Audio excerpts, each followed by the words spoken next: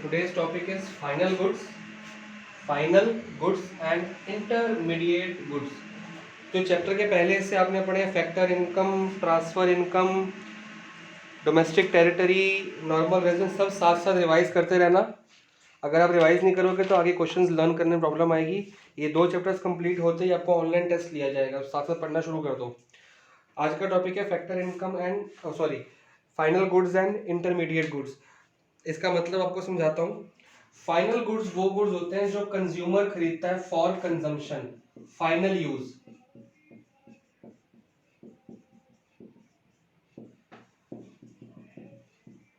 Final use जैसे मैं बाहर से वेजिटेबल्स खरीद के लेके आया,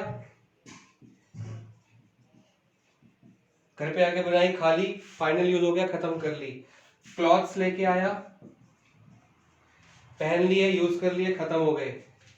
शूज लेके आया, पहन लिए, यूज हो गए, इसी के साथ वो खत्म हो गए। इसे कहते हैं फाइनल गुड्स।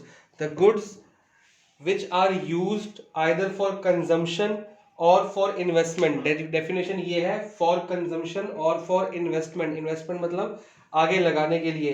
फॉर, अब इन्वेस्टमेंट में कैसे आ जाएगा, ये तो हो गया फॉर कंजम्पशन, इसी के साथ आता है फॉर इन्वेस्टमेंट।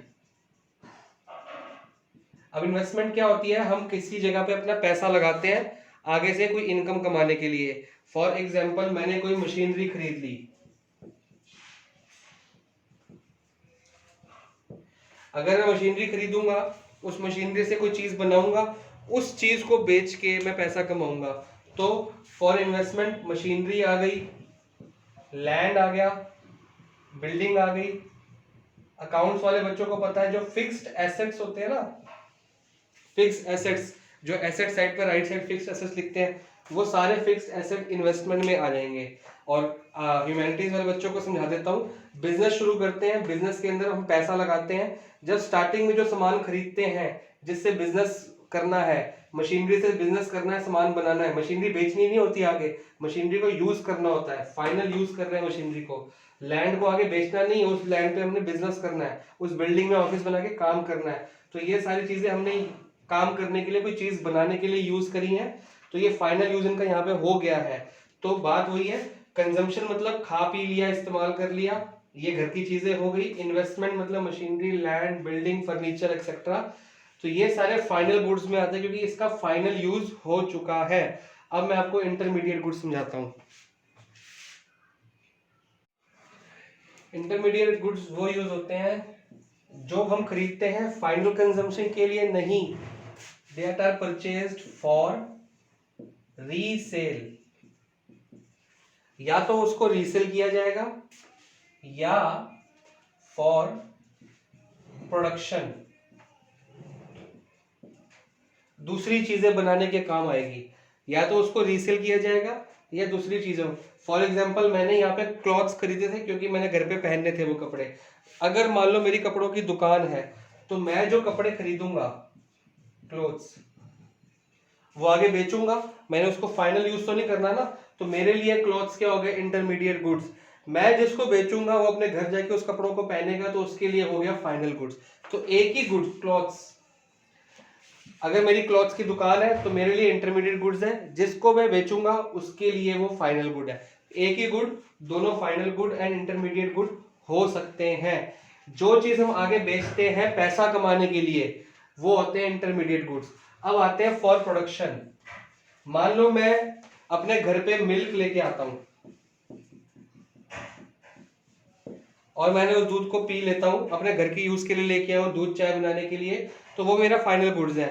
लेकिन अगर मेरी मिठाई की दुकान है और मैं उस मिल्क से आगे मिठाई बनाता हूं, तो वो मेरा मिल्क फॉर प्रोडक्शन है। प्रोडक्शन किसकी, production for production of sweets. उस स्वीट्स को मैं क्या करूंगा, आगे बेचूंगा, रीसेल करूंगा, उस बेच के क्या कमाऊंगा, पैसे कमाऊंगा। तो जो चीजें हम आगे बेचते हैं या बनाने के, किसी चीज को बनाने के काम आती हैं ताकि हम आगे उन किसी चीज को बेच के पैसा कमा सकें, वो होते हैं इंटरमीडिएट गुड्स। वही मिल्क मैं घर पे पी लेता हूं तो मेरा फाइनल गुड्स है। वही मिल्क में आगे मिठाई बनाने के लिए, या मेरी दूध की डेयरी है, मैं आगे मिल्क को बेचता हूं, तो मेरा वो क्या बन जाता है, इंटरमीडिएट गुड्स। अब इंटरमीडिएट गुड्स की डेफिनेशन में एक बहुत इंपॉर्टेंट चीज आती है। ये तो हमने समझ लिया ना कि मिल्क अगर मैं आगे बेचता हूँ या आगे स्वीट्स या कोई चीज बनाने के काम आता है तो इंटरमीडिएट है, अपने घर पे पीता हूँ तो फाइनल है। लेकिन इंटरमीडिएट ये तभी है जब ये विद इन सेम एक ही साल के अंदर अंदर सेम जो अकाउंटिंग ईयर हमारा होता है 1 अप्रैल से लेके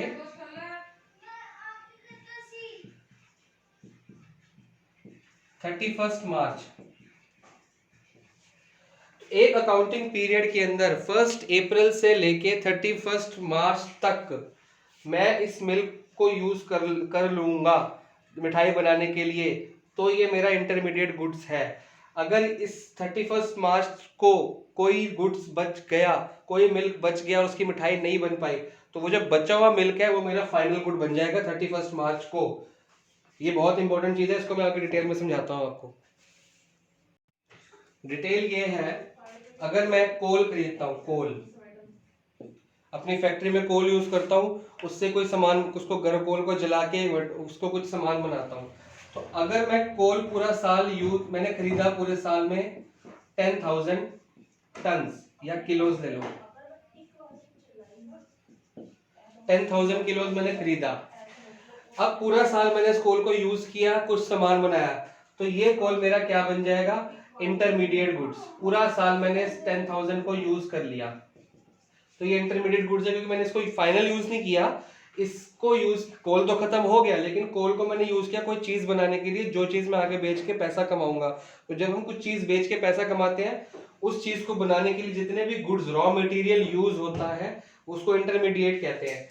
तो 10,000 किलो में अगर सेम ईयर में सारा का सारा यूज कर लेता हूं तो मेरा इंटरमीडिएट है। लेकिन अगर मैं पूरे अकाउंटिंग ईयर में, सेम ईयर में सिर्फ 7,000 ही यूज कर पाया और 3,000 मेरा बच गया, ये मेरा यूज हो गया और ये मेरा लेफ्ट है, ये मेरा बच गया है, तो ये जो 7,000 मैंने यूज कर लिया सेम अकाउंटिंग ईयर में, ये मेरा बन जाएगा इंटरमीडिएट गुड। लेकिन जो मेरा बच गया ये मेरा फाइनल गुड माना जाएगा। फिर ऐसा क्यों?